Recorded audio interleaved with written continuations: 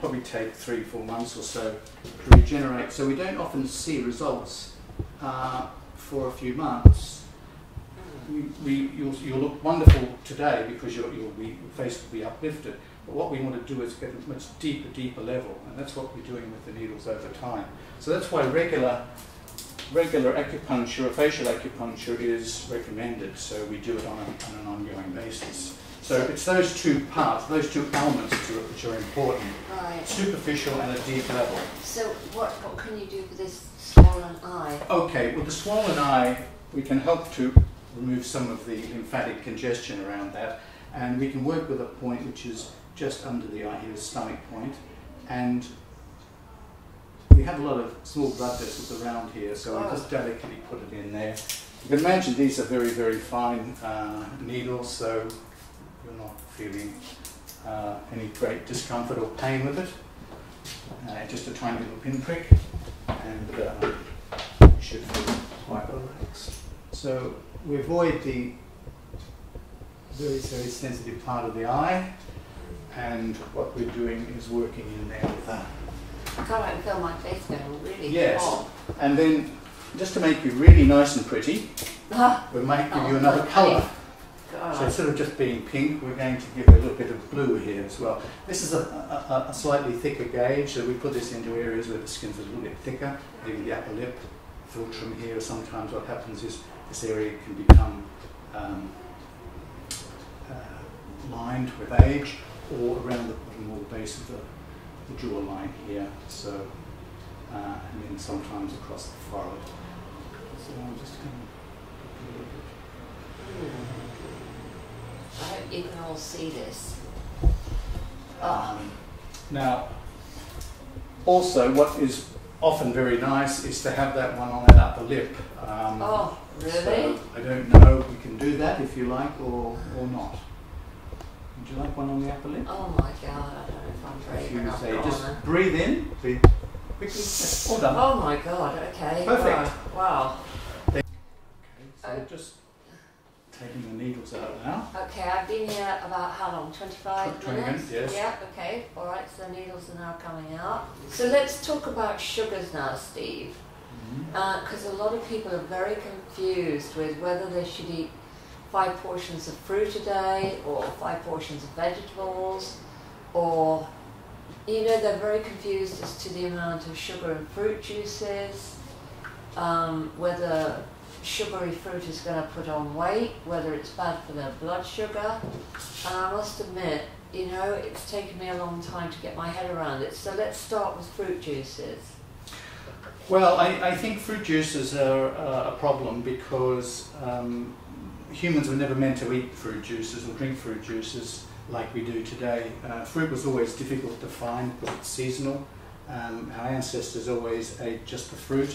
So fruit juices are relatively new, and the problem is it's a high load of fructose coming into the body, and that's the problem because the liver has to deal with the fructose. It's not broken down, or it's not processed in a similar way to other sugars. So fructose is the But the fructose in fruit, and the fruit's got fibre in it with the peel. Yes. That's okay. That's okay. That's fine because it's going to be a slower process to break down. So fruit is good, but have it whole. I wouldn't be advising fruit juices at all.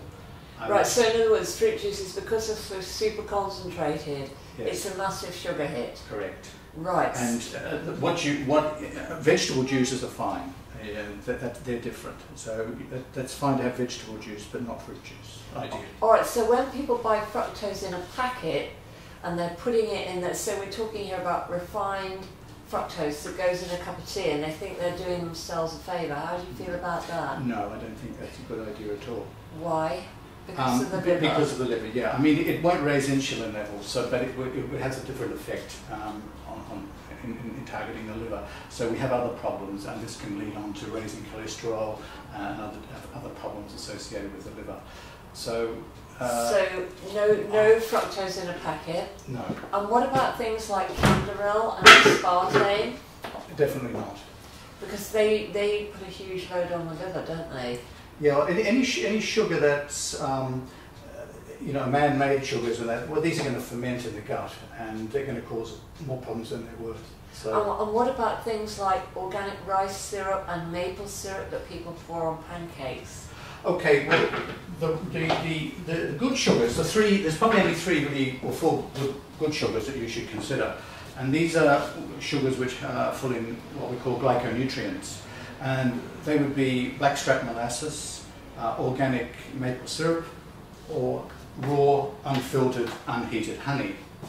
Now we could put xylitol in there as well. Has it from the birch tree. What these sugars do, they don't have the same effect as if you had, say, white sugar or other sugars. Refined white sugars. So in other words, I use xylitol when I'm baking cakes, and when I very rarely eat my gluten-free pancakes. So I have a small amount of xylitol because normal sugar, I think, causes a glycemic load of about 65, 70. Yes. But xylitol, which is a natural plant-based sugar, that only causes a glycemic index of 9. Yeah. So therefore I believe that even diabetics can have xylitol, which is available now in most supermarkets and health shops. It's easier to get now, it's very good. Yeah. I make all my jams with xylitol. Yeah. And how do you feel, like people like Gwyneth Paltrow have raved on about raw organic agave syrup?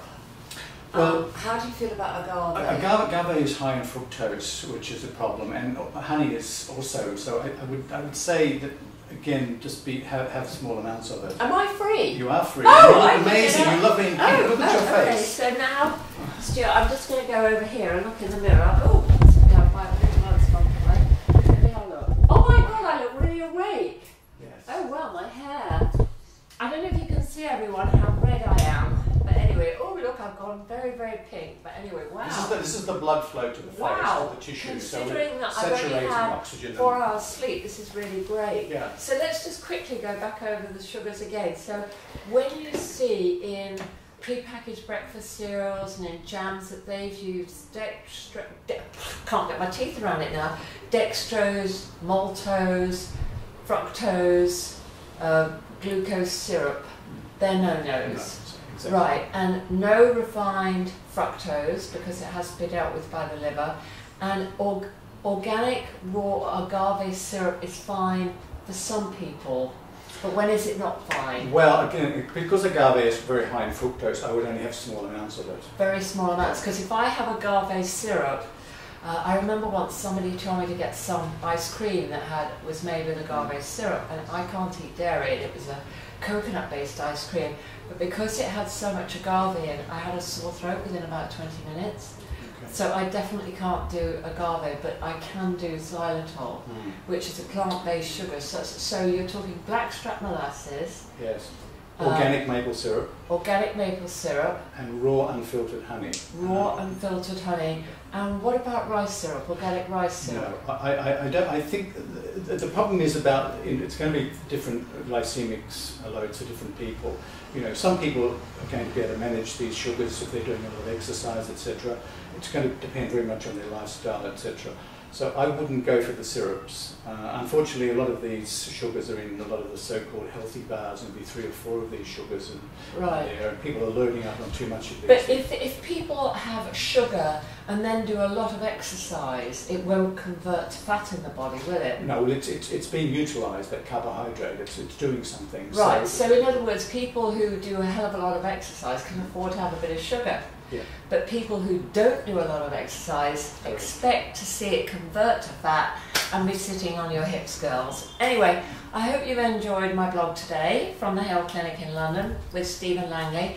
And if you'd like to contact the Hale Clinic, I'm just going to get you their website details, and that is www.haleclinic.com. So keep well, everybody, and see you again soon. Take care. Bye.